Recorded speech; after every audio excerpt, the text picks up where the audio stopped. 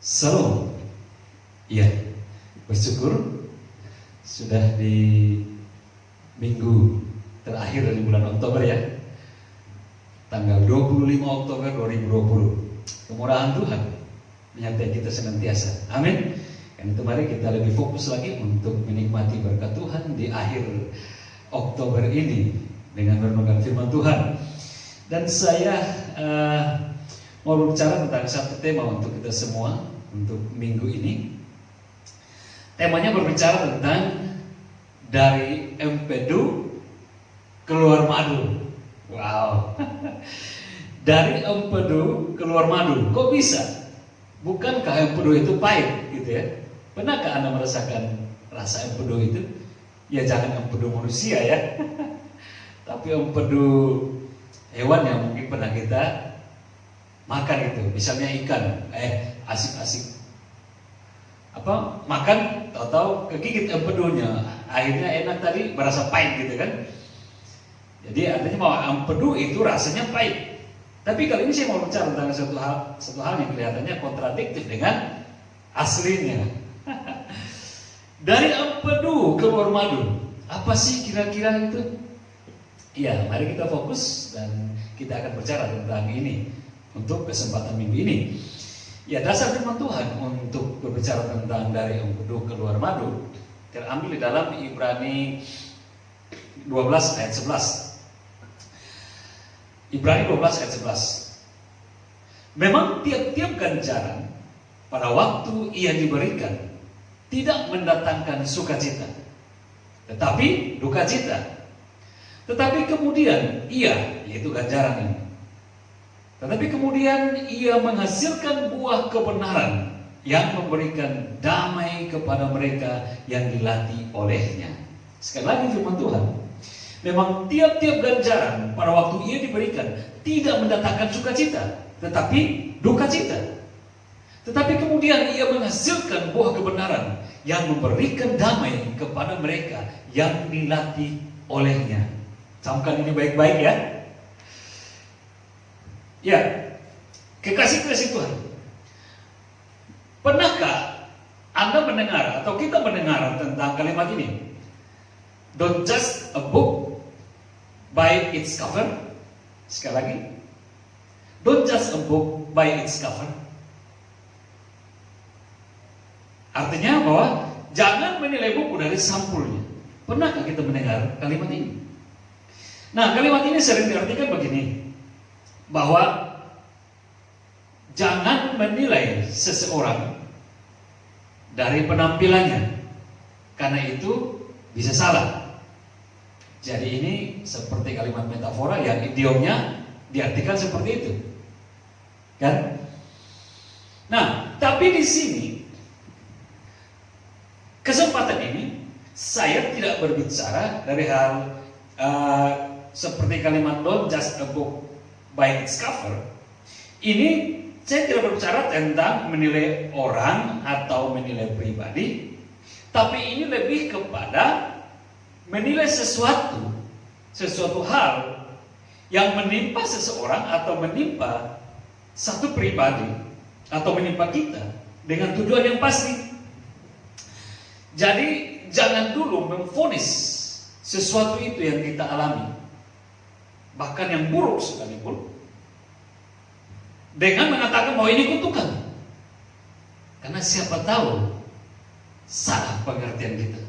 Kayak tadi, jangan menilai orang dari penampilannya. Siapa tahu salah, penampilannya begini, tapi isinya beda gitu ya. Isi dari orang yang kita menilai. Nah, demikian pun di masa pandemi ini, sering kita mendengar kata-kata begini. Seleksi alam, kata seleksi alam kan gitu ya. Artinya alam menyeleksi. Maksudnya siapa yang kuat antibodinya di masa COVID ini, dalam hal dia melawan COVID ini, kuat antibodi pasti akan hidup. Tapi siapa yang tidak kuat antibodinya, mati, gitu ya. Tapi saya mau bilang begini, apakah alam itu dan siapakah manusia? Sesungguhnya alam dan manusia statusnya berbeda. Seperti apa perbedaannya? Gini, alam itu berada di bawah kekuasaan manusia. Alam itu sesungguhnya berada di bawah kekuasaan kita, yang adalah manusia ini. Jadi tidak mungkin yang ada di bawah menyeleksi yang ada di atas. Kalau kita mau pakai kalimat kata-kata tadi, biarlah alam yang menyeleksi. Nah, kalau kita belajar kebenaran firman Tuhan, kalau kita punya kesempatan baca di rumah, itu dalam Kejadian 1, Kejadian pasal 1 ayat 26 terus ayat 28 membuktikan bahwa alam dengan kita berbeda. Kita di atas alam. Nah, kalau kita di atas alam, alam di bawah kita, bagaimana alam mau menyeleksi yang di atas? Entah kalimat ini juga kalimat metafora dengan artinya apa, tapi saya mau bilang sesungguhnya bahwa tidak mungkin itu terjadi. Nah, lalu apa yang mau saya lanjutkan dari pemahaman ini? Artinya begini, bahwa entah masalah COVID atau segala jenis penyakit mematikan, atau masalah atau bencana sehebat apapun yang ada saat ini yang kita alami, itu bukanlah hasil produk alam untuk membinasakan manusia, untuk menyeleksi manusia. Siapa yang kuat bertahan dan tidak kuat tidak tahan, gitu kan? Tapi sesungguhnya ada sesuatu kekuatan. Kalau saya pakai tulis kata kekuatan dalam tulisan ini K-nya besar, gitu ya. Tapi sesungguhnya ada satu kekuatan yang K besar ini yang tidak kelihatan, yang tidak terlihat oleh mata jasmani, yang dalam tangannya bisa saja menggunakan hal-hal itu yang tadi itu, COVID, masalah-masalah dan sakit penyakit lainnya atau bencana-bencana. Hal-hal itu dipakainya untuk maksud-maksud tertentu bagi umat manusia. Pahami baik-baik ya perkataan saya sampai sejauh itu ya. Kekuatan besar yang saya masukkan itu adalah Tuhan. Itu makanya saya bilang kekuatan itu K-nya besar, kalau pakai dalam tulisan gitu ya. Kekuatan besar yang saya maksudkan ini adalah Tuhan. Dan yang saya maksudkan juga tentang tentunya untuk umat manusia, maksud-maksud tertentu untuk umat manusia dari setiap persoalan yang diizinkan terjadi, yaitu berbicara tentang kebaikan. Nah, artinya begini, kekasih-kasih Tuhan, apapun persoalanmu yang engkau alami saat ini, jangan cepat-cepat marah, jangan cepat-cepat menggerutu, jangan cepat-cepat menyalahkan Tuhan, menyalahkan orang lain, apalagi menyalahkan alam yang ada di bawah kita statusnya gitu ya. Sebab apa yang Anda alami saat ini, bahkan itu sekalipun yang terburuk, mungkin di sisi yang lain ada baiknya untuk Anda atau kita alami gitu. Bisa paham ya? Di sini saya mengajak kita semua untuk tetap positive thinking terhadap sesuatu yang sepertinya negatif yang kita alami saat ini. Karena balik lagi ke tema yang saya mau angkat, yaitu karena dari empedu bisa menghasilkan madu. Artinya dari yang buruk bisa melahirkan kebaikan. Nah itu boleh dapat dikit-dikit kisi-kisinya ya, kayaknya ya, kuncinya ya, tentang dari empedu menghasilkan dari empedu keluar madu. Balik masuk ke pertanyaannya. Kalau begitu, apa kebaikannya atau kebaikannya apa yang kita dapati dari sebuah peristiwa buruk yang Tuhan izinkan terjadi? Sebelum masuk jawab ini, saya mau kasih ilustrasi yang sebenarnya kita udah tahu. Atau banyak kisah seperti ini. Ada seseorang yang ceritanya dia selamat dari kecelakaan pesawat yang harus ditumpangi hanya karena masalah sepele. Dia telat atau terlambat masuk ke ruang check-in, lalu check-in sepersekian menit. Keterlambatan itu membuat dia tidak bisa dia tidak menjadi penumpang tetap di pesawat yang harusnya dia berangkat. Orang ini menggerutu, orang ini marah besar. Mengapa? Karena dia udah buang-buang waktu, dia udah rugi uang beli tiket dan pasti hangus karena keterlambatan dia. Tapi belum juga kekesalannya itu hilang, kekecewaannya itu hilang, kesedihannya itu hilang. Dan belum juga dia meninggalkan bandara. Ternyata informasi dari televisi yang ada di bandara memberitahukan bahwa pesawat yang baru saja take off, yang harusnya data manifestnya ada nama dia di situ sebagai penumpang, ternyata pesawat itu jatuh dan semua penumpang termasuk kru pesawat ikut juga meninggal. Waktu dia mendengar itu informasi, kekecewaannya, kesedihannya, kemarahannya berubah menjadi suatu ucapan syukur. Aduh Tuhan, terima kasih. Seandainya tadi saya tepat waktu check in dan ikut masuk ke ruang tunggu, dan kemudian dikatakan bahwa pesawatnya akan berangkat ke tujuan ini, di mana tujuan saya, dan saya ikut naik, tentu saya juga sudah ikut mengalami kecelakaan itu. Tuhan, terima kasih. Ini manusia begitu ya. Biasanya sudah terjadi baru mulai melihat sesuatu yang baik kan gitu. Nah, ini ilustrasinya. Kadang kita tidak paham dan ini menyakitkan, tapi setelah semua sudah lewat baru sesuatu yang baik hadir, baru seandainya tadi saya seperti yang di belakang, nggak tahu apakah mungkin saya menikmati yang baik yang saat ini, kan gitu ya. Balik lagi ke laptop, balik lagi ke tema kita dan mau masuk kepada jawaban pertanyaan tadi. Kalau begitu, kebaikan apa yang kita dapati dari semua peristiwa buruk yang dalam tanda kutip buruk yang Tuhan izinkan terjadi untuk kita alami? Setidaknya ada 4 hal yang bisa saya berbagi dengan kekasih Tuhan dalam minggu ini. 1, yaitu bahwa apa? Agar kita yang sudah jauh berjalan dapat kembali. Yang kedua, supaya kita tetap tahu diri. Yang ketiga, agar yang samar-samar menjadi jelas. Yang keempat, yaitu yang sudah baik dibuat lebih baik lagi. 4 ini ingat ya, ini jawaban dari pertanyaan kebaikan apa yang kita dapati dari sebuah peristiwa yang buruk sekalipun yang Tuhan izinkan terjadi dalam diri kita. Kita mulai satu-satu menguraikannya. Pertama, kebaikan apa yang kita alami? Yaitu agar kita yang sudah jauh berjalan dapat kembali.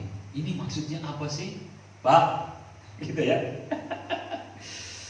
Lukas 15 ayat 17 sampai 20a. Sebagai pribadi pemilik kekuasaan yang mutlak, yaitu Tuhan, kan gitu ya. Tidak ada di dunia ini memiliki kekuasaan yang mutlak selain Tuhan, di surga, di bumi. Tentu Tuhan berhak menegur kita dengan keras sebagai ciptaannya yang telah jauh menyimpang dari perbuatan-perbuatan jahat. Agar apa? Agar supaya kita sadar dan kembali kepada apa yang benar yang Tuhan kehendaki di hadapannya. Supaya apa? Supaya kita tidak mengalami kebinasaan karena kesalahan sendiri yang kita perbuat. Tadi saya bilang Lukas 15 ayat 17 sampai 20a. Ini kisah tentang cerita atau perumpamaan yang Yesus kasih untuk menegur kita yang jahat ini bersikap seperti anak bungsu. Diceritakan bahwa dalam Lukas 15 ayat 17 20a itu firman Tuhan mengatakan bahwa lalu ia pergi dan bekerja pada seorang majikan di negeri itu. Orang itu menyuruhnya ia ke ladang untuk menjaga babinya. Lalu ia ingin mengisi perutnya dengan ampas yang menjadi makanan babi itu. Tetapi tidak seorang pun yang memberikannya kepadanya. Lalu ia menyadari keadaannya. Katanya, betapa banyaknya orang upahan Bapakku yang berlimpah-limpah makanannya, tetapi aku di sini mati kelaparan. Aku akan bangkit dan pergi kepada Bapakku dan berkata kepadanya, Bapa, aku telah berdosa terhadap surga dan terhadap Bapa. Aku tidak layak lagi disebut anak Bapa. Jadikanlah aku sebagai salah seorang upahan Bapa. Maka bangkitlah ia dan pergi kepada Bapaknya. Ini perumpamaan yang hebat yang Tuhan kasih untuk menegur kita yang sudah mulai jauh-jauh menyimpang dari caranya. Gambaran ini hebat, bahwa anak, perumpamaan ini ada seorang bapak memiliki 2 anak, 1 sulung, 1 bungsu. Yang bungsu ini luar biasa jahatnya. Sebelum bapaknya meninggal udah minta warisannya, Pak, mana warisanku? Kasih aku mau pergi. Bapaknya juga bilang, ini warisanmu semua, ambillah. Anak ini pergi dengan pengetahuannya sendiri, dengan dengan emosinya sendiri, dengan kemauannya sendiri, keinginannya sendiri. Dia bawa semua harta kekayaan, dia pergi ke satu kota yang lain, meninggalkan bapaknya, meninggalkan rumahnya, dan meninggalkan saudaranya, kakaknya. Sampai di sana dia buat apa? Dia bukan buat usaha, dia bukan buat sesuatu yang baik untuk mendapatkan lebih lagi laba atau keuntungan yang besar dari harta yang sudah dikasih oleh orang tuanya. Ternyata di sana dia menikmati semua pemberian warisan itu sampai habis. Tapi bagaimana dia menghabiskannya? Dia berfoya-foya. Dia hidup nakal, dia berfoya-foya dengan Dia berfoya-foya dengan wanita-wanita yang tidak benar. Dia habiskan dengan orang-orang saudara. Dia menghabiskan semua harta kekayaan itu. Dia pikir dia hebat, dia pikir dia punya semuanya dan tidak pernah habis. Dia tahu itu miliknya. Jadi apa yang mau dilakukan, dia wajib melakukannya. Dia punya hak. Akhirnya diizinkan juga suatu waktu habis semuanya dari kekayaan yang dia dapat sebagai warisan itu. Yang tadi kita baca. Setelah habis semuanya, apakah ada orang mau tolong dia? Tidak. Yang tadi semuanya anggap dia kayak puja-puji dia, sekarang gak ada lagi yang puja-puji dia. Kemana dia harus pergi? Ke kandang babi, cari pekerjaan yang paling terendah, dan itu yang bisa dia kerjakan. Di situ dia mau makan. Makan apa? Makanan babi. Tapi sampai situ pun orang gak kasih. Mati kelaparan dia lah kalau gak isi perut. Baru dia ingat, aduh kenapa saya menderita di sini? Kenapa saya harus susah-susah di sini? Kenapa saya harus mati di sini sementara rumah bapakku orang-orang upahan pun, hamba-hambaku, pembantu-pembantuku, kok bisa makan enak di sana? Semuanya baik-baik. Dia ingat bahwa dia sadar, ternyata aku sudah salah. Selama ini aku sudah bertindak salah menurut apa yang saya pikir baik, menurut apa yang saya pikir ini sudah benar, dan aku meninggalkan bapakku, meninggalkan kakakku, dan menghabiskan semua yang menjadi harta milikku yang diberikan oleh orang tuaku. Baru semua sudah habis, baru dia sadar, aku harus pulang, aku harus minta maaf kepada bapakku. Setidaknya dia kasih kesempatan kembali kepada saya untuk bisa makan lagi gitu ya. Nah ini manusia begitu sudah jadi dulu baru sadar. Kalau belum, aduh masih hebat gitu kan. Kalau belum ditegur masih melakukan seperti apa yang dia pikir baik. Sudah kena batunya dulu baru sadar. Au. Tapi udah telat. Itu manusia. Tapi jangan kita bersembunyi di kemanusiaan, kemanusiawian kita. Makin kita mau tidak mau sadar diri kan gitu ya. Nah, jadi sudah jauh berjalan di sini, artinya sudah jauh meninggalkan perintah-perintah Tuhan dan melakukan apa yang jahatnya kita pikir baik dan benar yang tidak Tuhan kehendaki. Ini maksudnya. Makanya kadang Tuhan mengizinkan persoalan, makanya Tuhan mengizinkan masalah, makanya Tuhan mengizinkan penderitaan seperti gambaran anak bungsu tadi itu. Karena kita nggak sadar. Kita sudah jauh menyimpang. Kita merasa kita hebat. Kita merasa kita baik-baik saja. Lalu kita membuat sesuka hati kita dengan kehidupan kita. Ini kan hidup saya, ini kan milik saya. Saya berhak menggunakan ini dan itu menurut apa yang saya mau. Tapi itu benar, berkenankah kepada Tuhan? Nah ini karena kita gak sadar seperti itu. Kita nggak sadar bahwa kita sudah jauh menyimpang, sudah meninggalkan jalan-jalan kebenaran yang Tuhan izinkan kita, Tuhan ingin kita mau lakukan. Tapi kita sudah menyimpang dan Tuhan mengizinkan persoalan-persoalan datang baru kita sadar. Itu tadi saya bilang, bukan persoalan Allah menyeleksi orang, tetapi kalau persoalan pergumulan masalah bencana datang, ambil positifnya. Siapa tahu kita sudah salah melangkah. Atau bukan cuma karena salah aja, sudah jauh melangkah dari apa yang Tuhan mau. Sehingga Tuhan harus buat teguran-teguran seperti itu supaya kita berbalik lagi melihat kepada hal yang di belakang. Oh, sudah meninggalkan Tuhan jauh. Bahkan saya sudah menuju kepada maut, kan gitu ya. Dan Tuhan tidak mau kita menuju ke maut. Tuhan ingin kita tarik kembali, kita datang kepada Dia dengan membuat segala cara supaya kita sadar. Ini mengalami segala persoalan, mengalami segala pergumulan, jangan langsung kita mengerutu, lalu kita mulai bilang ini mungkin karena alam, ini mungkin karena seleksi alam. Ingat, segala sesuatu terjadi dalam diri kita tidak di luar sepengetahuan Tuhan. Kalau Tuhan mengizinkan, maka ada maksud baik, termasuk di tengah situasi yang tidak baik, termasuk persoalan-persoalan kita alami. Mari kita lihat diri, siapa tahu kita sudah buat kesalahan, siapa tahu kita sudah meninggalkan kebenaran dan kita melakukan apa yang jahat, dan Tuhan perlu cambuk kita baru kita sadar. Ini poin yang pertama. Poin yang kedua, kebaikan apa yang kita dapati dari sebuah peristiwa buruk yang Tuhan izinkan terjadi, kita alami. Yang kedua berbicara tentang apa? Supaya tetap tahu diri. Wow, berarti sudah lupa diri. Apa sih maksudnya lupa diri ini? Sudah gak tahu siapa saya lagi? Apakah ini dimaksudkan dengan penyakit Alzheimer? Itukah? Bukan. Ini bukan masalah penyakit Alzheimer yang pikun dan lain sebagainya. Bukan itu. Lupa diri sini berbicara tentang kesombongan, keangkuhan, kecongkakan yang tidak mengenal diri. Ini 2 Korintus 12 ayat 7. Dan supaya aku jangan meninggikan diri karena pernyataan-pernyataan yang luar biasa itu, maka aku diberi suatu duri di dalam dagingku, yaitu seorang utusan iblis untuk menggocok aku supaya aku jangan meninggikan diri. Ini perkataan Rasul Paulus yang hebat. Sekali waktu dia berkesaksian bahwa Tuhan memberikan dia penglihatan yang hebat tentang surga, tentang seseorang yang naik ke surga. Dan dia melihat penglihatan yang luar biasa spektakuler secara supernatural. Tetapi untuk hal-hal seperti yang hebat-hebat itu, dia bilang supaya dia tidak menjadi tinggi hati, menjadi sombong, angkuh rohani, gitu ya. Merasa lebih rohani, merasa lebih dipakai Tuhan, merasa lebih suci, merasa lebih layak memiliki surga dan orang lain tidak. Merasa memiliki suatu karunia yang aneh-aneh dan merasa itu sudah hebat.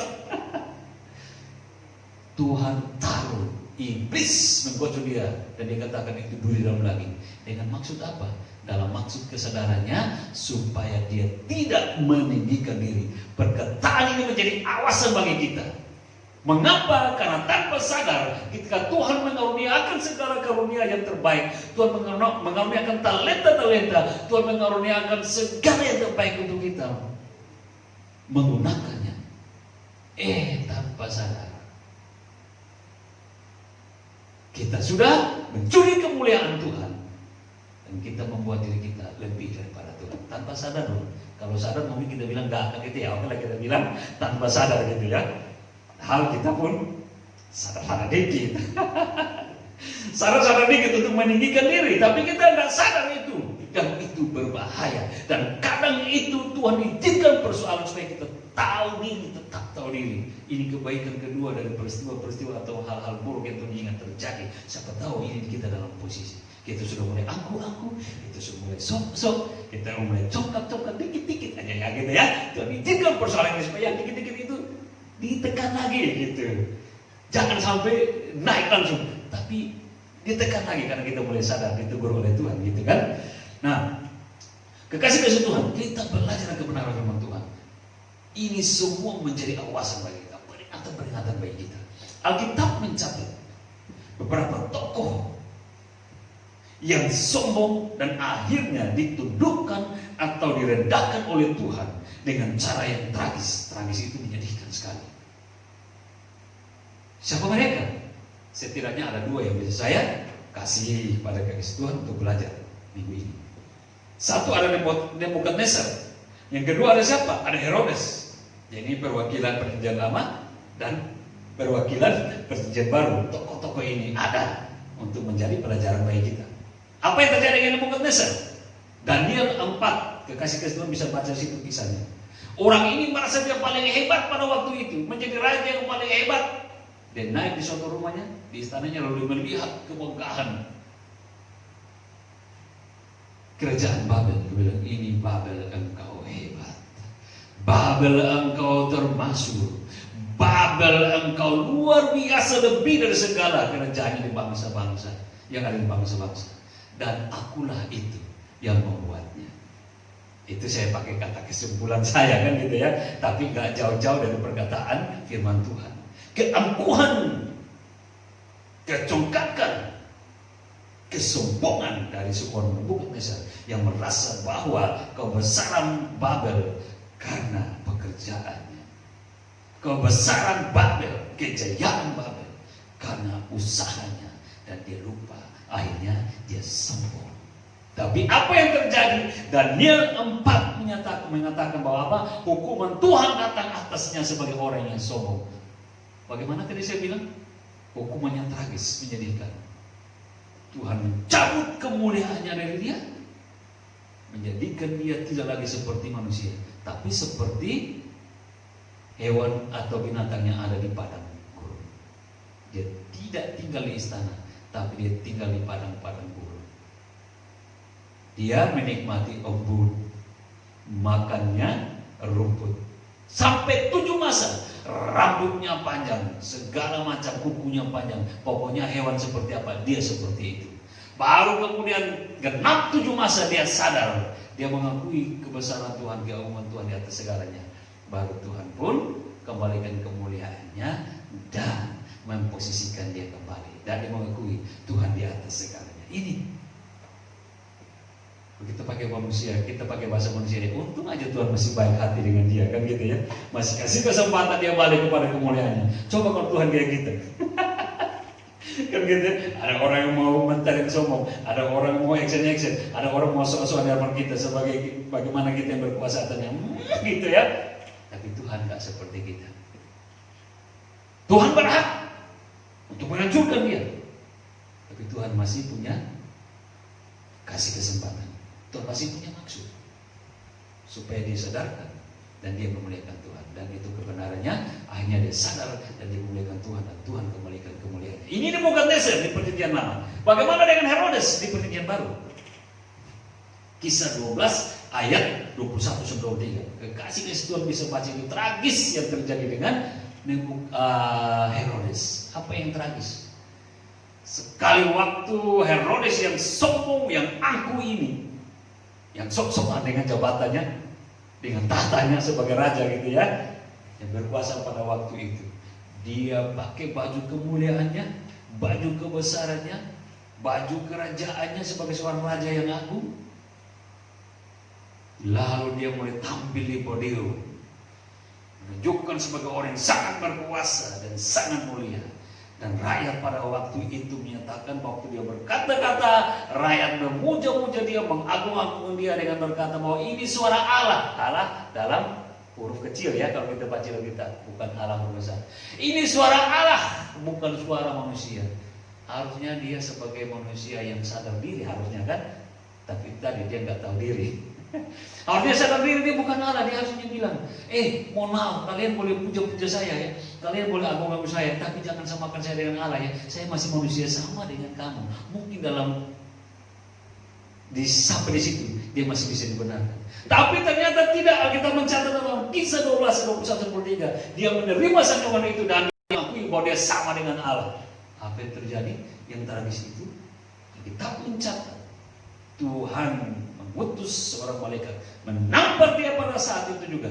Matinya tragis, matinya menyedihkan. Kenapa? Seketika itu mati, seketika itu juga cacing-cacing datang dan memakan tubuhnya. Wow, ini akibat dari kesombongan, ini akibat dari keangkuhan, ini akibat dari kecongkakan. Hati-hati dengan demikian adanya. Kisah dua tokoh ini, yaitu Nebukadnezar dan Herodes, ini harus menjadi peringatan keras bagi kita. Di semua disiplin kejayaan, di semua disiplin kebesaranmu, kebersihanmu, apapun itu, baik di rohani, baik itu di sekuler, jangan tinggi hati. Ini menjadi peringatan keras bagi kita saat ini, yang hidup dalam apa? Dalam segala kesuksesan dan kelimpahan. Supaya apa? Supaya tetap rendah hati. Mengapa? Karena Tuhan benci terhadap kesombongan. Tuhan benci terhadap kesombongan. Lukas 18 ayat 14. Siapa yang meninggikan diri akan direndahkan. Tapi siapa yang merendahkan diri akan ditinggikan. Itu rumusnya di hadapan Tuhan. Karena itu Bapak Ibu kekasih dalam Tuhan, jika sesuatu yang saat ini mulai terjadi pada kita, dan kita merasa kita dalam kejayaan-kejayaannya gitu ya, kita dalam kebersihan-kebersihan yang hebat, kita ada dalam suatu posisi yang lagi mantap-mantapnya. Ternyata kita mengalami masalah, kita mengalami pergumulan, kita mengalami hal-hal yang luar biasa menyakitkan. Jangan langsung bilang ini kenapa ya. Sedikit waktu ambil untuk engkau merenungkan. Siapa tahu engkau ada di posisi yang kedua. Tuhan menyenangkan engkau supaya engkau tetap tahu diri. Jangan sok dengan segala hasil yang engkau alami, engkau dapatkan. Jangan engkau berpikir bahwa ini karena saya maka saya mengalami semuanya ini. Ini karena saya sudah berusaha semampu, sehebat-hebatnya, maka saya juga akan mengalami sehebat-hebat ini. Hati-hati, tetap dalam kebersihanmu, tetap dalam kejayaanmu, ada campur tangan Tuhan di situ untuk kamu alami, bukan kekuatanmu sendiri. Kan gitu ya. Nah, Bapak Ibu kasih dalam Tuhan, ini hal-hal menarik yang harus kita perhatikan baik-baik di dalam jalan-jalan kehidupan kita. Tapi kalau kita tetap kekeh untuknya kokoh, untuk tinggi hati, maka Tuhan punya cara untuk menyadarkan kita dari kekeliruan tersebut ya, dengan menghadirkan masalah-masalah atau persoalan-persoalan. Untuk apa? Untuk menggerogoti kita dan melumpuhkan kita supaya stop dari kesombongan ini. Karena tidak ada yang harus kita sombongkan, semuanya dari Tuhan, kan gitu ya. Nah, kita nggak mau kan sampai di bagian itu kan, ditegur dulu kan gitu, dihancurkan dulu kan, gitu. Kita nggak mau kan sampai di situ. Tapi ini kebenarannya. Kalau kita mulai menyimpang dan mengalami kesombongan oleh karena segala sesuatu yang kita miliki, hati-hati. Siapa tahu Tuhan izinkan masalah yang menyakitkan untuk menegur Anda. Jangan mau sampai di situ ya. Tetap tahu diri kalau gitu ya. Yang ketiga, kebaikan apa yang kita dapati dari sebuah peristiwa buruk yang Tuhan izinkan terjadi, yaitu agar yang samar-samar menjadi jelas. Wow. Ayub bilang begini di dalam kitab Ayub 42 ayat 5. Hanya dari kata orang saja aku mendengar tentang engkau. Artinya mendengar tentang Tuhan dari kata orang saja. Tetapi sekarang mataku sendiri memandang engkau. Dahulu dari kata orang saja aku mendengar tentang engkau Tuhan. Tapi sekarang dengan mata kepalaku sendiri aku melihat engkau. Makanya saya bilang di bagian yang ketiga, apa yang kita dapatkan dari hal-hal yang paling buruk yang mungkin itu terjadi pada diri kita, supaya yang samar-samar menjadi jelas, supaya pengenalan kita yang samar-samar tentang Tuhan menjadi jelas. Kita mengenal Dia dari apa? Dari yang mau saya jelaskan selanjutnya. Saya pakai begini. Si A mungkin sering merasa atau berkata kepada temannya bahwa dia sangat mengenal Tuhan, dan itu sepertinya kelihatan baik, benar, hebat, dan membanggakan dia ketika dia berkata-kata gitu kan. Saya udah mengenal Tuhan, saya ini mengenal Tuhan, saya sangat mengenal Tuhan gitu ya. Dengan suatu kepastian perkataannya. Karena apa? Mungkin si A merasa perilakunya selama ini baik-baik saja yang orang lain bisa lihat. Dan kehidupan gerejawinya terlihat sempurna. Tapi nanti dulu. Nanti dulu, apakah benar-benar dia, yaitu si A, sungguh-sungguh mengenal Tuhan? Tentunya yang benar-benar tahu adalah Tuhan sendiri. Kan gitu ya. Dan Tuhan punya cara untuk membuat si A dapat mengenal dia. Kalau memang dia berkata dia udah mengenal betul, tapi Tuhan tahu betul nggak dia mengenal atau masih samar-samar. Tuhan bisa punya cara untuk membuat si A ini dapat mengenal dengan jelas, jadi tidak samar-samar lagi yang dia perkatakan pada orang lain. Orang lain kan nggak bisa mengukur kan gitu ya, tapi Tuhan tahu. Dan karena itu Tuhan mungkin saja atau bisa saja perlakukan seperti yang Tuhan lakukan kepada Ayub. Yaitu Tuhan bisa saja hadirkan persoalan-persoalan berat, tantangan-tantangan berat, masalah-masalah berat pada hidup si A, agar benar-benar kemudian dia bisa mengenal Tuhan dari semua yang berat-berat itu yang Tuhan izinkan terjadi kan gitu ya. Kayak si Ayub kan gitu. Bapak Ibu kasih dalam Tuhan, ambil yang positif ketika sesuatu yang berat menimpa pada diri kita. Lalu akhirnya kita berkata begini, apa salah saya Tuhan? Kan gitu ya. Tapi di sini kan Tuhan mau menyatakan kehendaknya kepada kita supaya kita mengenal Dia. Bayangkan Ayub yang tidak salah itu, yang orang pikir pasti sudah kenal Tuhan betul-betul. Ternyata dia mengatakan bahwa dia tidak dapat mengenal Tuhan dengan baik sebelum dia mengalami persoalan-persoalan. Dahulu rupanya dia kenal Tuhan dari kata-kata orang saja. Ya mungkin kalau kita pakai bahasa sekarang, kita mengenal Tuhan dari kesaksian-kesaksian orang kan gitu ya. Orang bersaksi, aku sembuh, haleluya, puji Tuhan. Kita juga, iya Tuhan itu hebat. Orang bersaksi, aku tidak punya uang, tapi akhirnya aku berdoa, aku jalan-jalan, aku ketemu uang di situ, aduh puji Tuhan. Terus kita juga ikut puji Tuhan, oh Tuhan itu luar biasa ya. Atau kita mendengar kesaksian, aduh tadi saya harusnya naik pesawat itu, tapi akhirnya ada persoalan macet di jalan, saya tidak dapat pesawat itu, tahu pesawat itu jatuh dan saya selamat, aduh Tuhan luar biasa. Kita juga ikut, puji Tuhan, ya kata Tuhan itu penyelamat ya. Jadi kita bisa sama mengartikan waktu seperti Ayub bilang, dahulu aku mendengar kau Tuhan dari kata orang saja. Sekarang kita bisa pakai kata yang sama. Dahulu cuma kita ikut merasakan sukacita, merasakan kebahagiaan, merasakan mengerti Tuhan itu hebat dari kesaksian-kesaksian orang. Diri kita sendiri belum. Nah orang lain bersaksi karena mereka sudah mengalami Tuhan melalui masalah-masalah itu, melalui hampir saja mati kan gitu ya. Nah kita harus pun mungkin seperti itu Tuhan izinkan.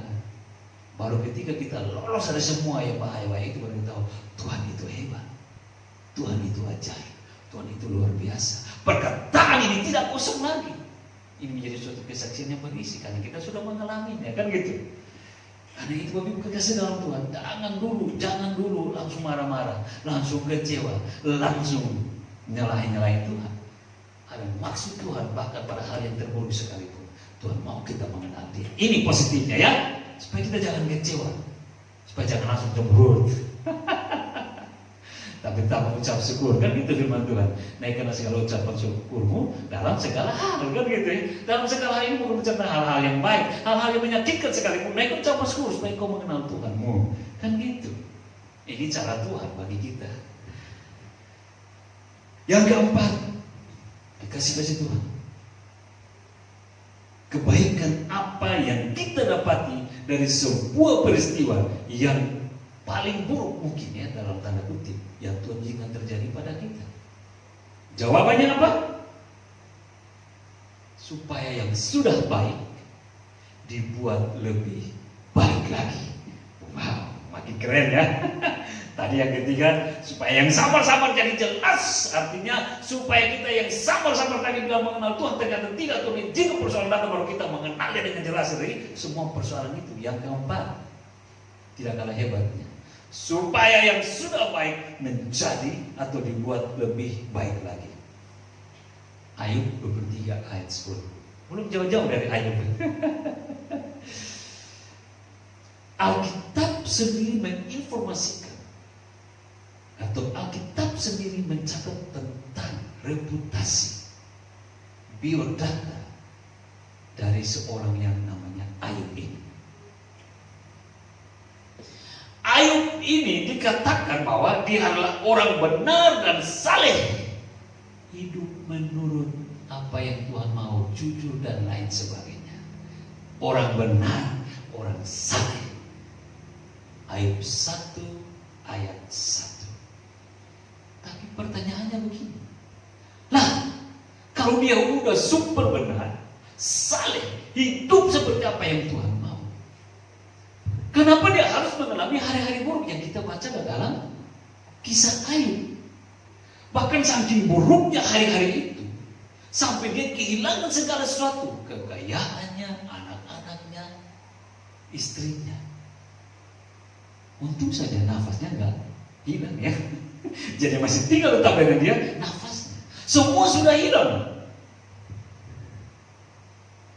Tentu kita mengatakan begini, ini aneh. Ini gak adil, ini gak benar Tuhan. Dia udah kau bilang benar, dia udah bilang kau udah bilang dia saleh, jujur dan hidup apa yang engkau mau. Tapi kenapa ini terjadi pada dia? Ini gak benar Tuhan, ini gak adil Tuhan, ini aneh Tuhan. Gitu ya, kalau kita otak kita yang mau pakai gitu ya. Tidak mau coba belajar dari hikmah Tuhan. Tapi di situ kita baca kebenaran firman Tuhan. Di sini letaklah Ayub. Dalam catatan Ayub 23 ayat 10. Bahkan sampai separah itu keadaannya, Ayub tidak menggerutu.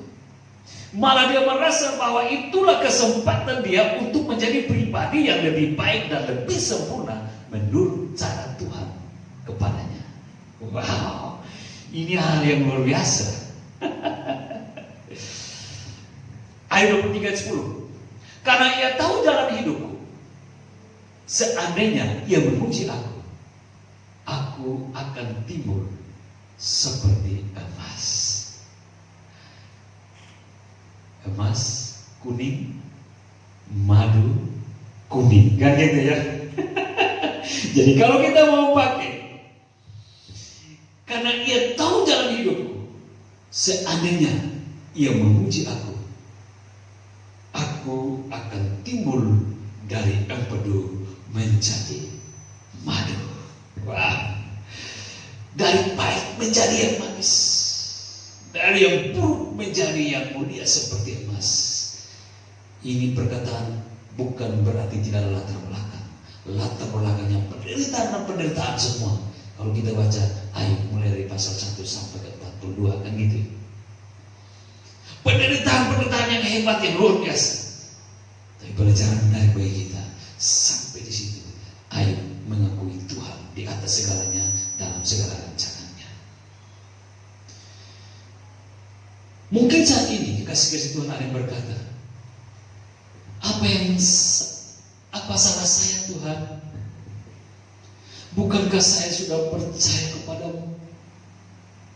Selama ini saya sudah capek-capek melayani Engkau. Hidup baik, berusaha hidup baik, tidak menjahati orang lain, dan sebagainya yang benar-benar kita mulai ungkapkan. Tapi kenapa ini yang saya alami Tuhan? Keluarga saya hancur. Suami entah kemana, istri entah kemana, anak entah kemana, masa depan keluarga sepertinya tidak ada lagi Tuhan. Kenapa ini terjadi? Usaha saya bangkrut, usaha saya bangkrut, rencana saya yang baik-baik selalu gagal. Sudah mau capai hasil selalu gagal Tuhan. Padahal saya sudah baik-baik Tuhan. Dan lain-lain dan sebagainya dan seterusnya. Nah gitu ya. Kenapa Tuhan ini terjadi? Saya sudah ikut kamu, saya sudah tinggalkan semua dan saya mau ikut kamu, tapi ini yang terjadi Tuhan. Kekasih-kekasih Tuhan, kalau kita belajar dari 3 hal yang tadi, saya mau ingatkan seperti ini. Ingatlah, kita manusia tidak sempurna, sehingga kadang tanpa sadar kita telah menjauh dari Tuhan dengan segala perbuatan-perbuatan yang kita juga tidak sadar, gitu ya, sudah menyimpang.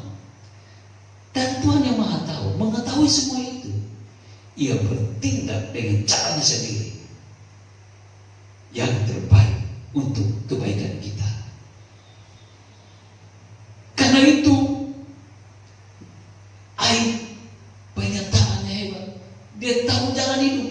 uji aku, maka aku akan keluar menjadi emas. Berarti dia belum menjadi emas. Dia juga masih perak atau silver yang belum sempurna. Berarti masih ada nyimpang-nyimpang dikit, salah-salah dikit. Sebagai manusia tidak sempurna total. Yang tidak total itu Tuhan mau totalkan dengan ujian-ujian yang Tuhan hadirkan. Dan akhirnya dia mengatakan, aku timbul menjadi emas murni. Kekasih-kekasih Tuhan ini juga bisa terjadi pada kita. Biarlah kita coba tahan lidah kita sedikit. Perasaan kita tahan sedikit dulu dalam persoalan yang kita alami. Jangan kita bilang, Tuhan kok begini? Tapi kita mau belajar. Siapa tahu poin yang keempat saya bilang, kita sudah baik, tapi Tuhan mau buat lebih baik lagi. Ayub sudah baik karena Ayub 1 ayat 1 mengatakan dia orang yang hampir sempurna, kan gitu ya. Tapi yang sudah baik ini Tuhan mau buat lebih baik lagi. Dengan cara apa? Izinkan persoalan-persoalan, bahkan sempurna persoalan itu dia alami. Supaya apa? Dia juga menjadi sempurna sebagai seorang pribadi yang sudah melewati persoalan-persoalan yang sempurna beratnya, kan gitu ya. Ini sesungguhnya kita harus melihat sini bahwa apakah saya sudah baik ya? Tapi nggak usah ngomong kepada orang lain ya. Saya sudah baik, saya sudah sempurna, nggak usah. Bilang ke Tuhan saja gini, Tuhan apakah engkau melihat saya sudah baik Tuhan? Dan engkau mau buat saya lebih baik lagi? Nggak apa-apa kalau kita bicara kepada Tuhan kalau gitu ya. Asal jangan kita bicara kepada orang lain, nanti kita terasa sombong, kan gitu ya. Bicara kepada Tuhan, Tuhan apakah engkau pikir saya sudah baik? Apakah engkau sudah pikir saya sudah baik dan saya layak untuk diuji lagi Tuhan? Biarlah Tuhan yang melakukan semuanya. Karena itu kekasih-kasih Tuhan, biarlah kita bijak dalam menyikapi segala sesuatu yang sementara menimpa kita. Bila besar persoalanmu dan berkepanjangan persoalan itu seperti tak ada akhirnya, jangan cepat kecewa, lalu malas berdoa, mulai menarik diri dari pelayanan, dan ujung-ujungnya meninggalkan Tuhan. Murtad gitu ya. Bila itu yang kita lakukan, sesungguhnya yang rugi diri kita sendiri, bukan Tuhan. Karena kita yang butuh Tuhan, bukan Tuhan yang butuh kita. Pahamilah bahwa firman Tuhan berkata, pencobaan atau persoalan yang kamu alami atau yang kita alami tidak lebih besar dari kekuatan kita.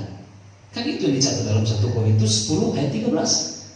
Pencobaan-pencobaan yang kamu alami ialah pencobaan-pencobaan biasa yang tidak melebihi kekuatan manusia. Sebab Allah setia, dan karena itu Ia tidak akan membiarkan kamu dicobai melampaui kekuatanmu. Pada waktu kamu dicobai, Ia akan memberi kepadamu jalan keluar sehingga kamu dapat menanggungnya. Apa artinya ini? Artinya begini, jika Tuhan yang mengizinkan semua persoalan, termasuk yang paling berat, yang paling buruk menimpa kita, itu ada maksud baiknya. Agar apa? Agar kita menjadi pribadi yang lebih benar. Jadi yang sudah benar dikit-dikit ini menjadi benar yang besar gitu ya. Yang sudah baik dikit-dikit ini menjadi baik lebih besar lagi, kan gitu ya. Dan berkenan kepadanya. Jadi ukurannya ukuran Tuhan, bukan ukuran kita, bukan ukuran dunia ini. Maka Tuhan juga yang akan apa? Yang akan menjadi pembela kita dan menyelesaikan semua persoalan yang kita alami. Jadi bukan kita yang mengurus persoalan itu. Kita hanya menjalani dengan kekuatan iman, dan Tuhan yang akan mengurus persoalan itu. Mulai paham di sini ya, Bapak Ibu kasih dalam Tuhan. Karena itu saya bilang, don't judge the book by its cover. Kalau kita pakai dalam persoalan, saya mau bilang begini, jangan menilai dari luar tentang persoalan-persoalan yang kita alami. Mari sedikit waktu tenggelam dulu dalam persoalan itu, tentu dalam dengan iman ya, untuk melihat, mencari siapa tahu ada maksud Tuhan yang terbaik di situ, supaya kita tidak salah mengurut, tidak salah mempersalahkan Tuhan, mempersalahkan orang lain, apalagi mempersalahkan alam yang ada di bawah status kita, kan gitu. Supaya kita dapat memahami sesuatu yang terbaik dari semua persoalan itu. Ini dari semuanya itu, kalau saya boleh simpulkan dari satu kalimat pendek, saya simpulkan begini. Jadi kalau saya boleh berkata bahwa apa? Empedu yang dari Tuhan pun akan menjadi madu bagi kita. Amin ya. Maju terus. Apapun tantanganmu, apapun persoalanmu, yakinlah di dalam Tuhan semua akan baik-baik saja. Pahit seperti empedu, persoalan itu terjadi, pencobaan itu terjadi, teguran itu terjadi, ajaran-ajaran itu terjadi, seperti dalam catatan Ibrani 12 ayat 11. Tetapi nanti akhirnya akan baik, menjadi seperti madu yang kita nikmati, membawa kita pada suatu pertemuan kehidupan rohani yang berkenan pada Tuhan, dan Tuhan bisa bagi kita menjadi berkat bagi sesama. Wow, kiranya ini boleh menjadi berkat bagi kita semua. Tuhan dipermuliakan. Amin. Tuhan Yesus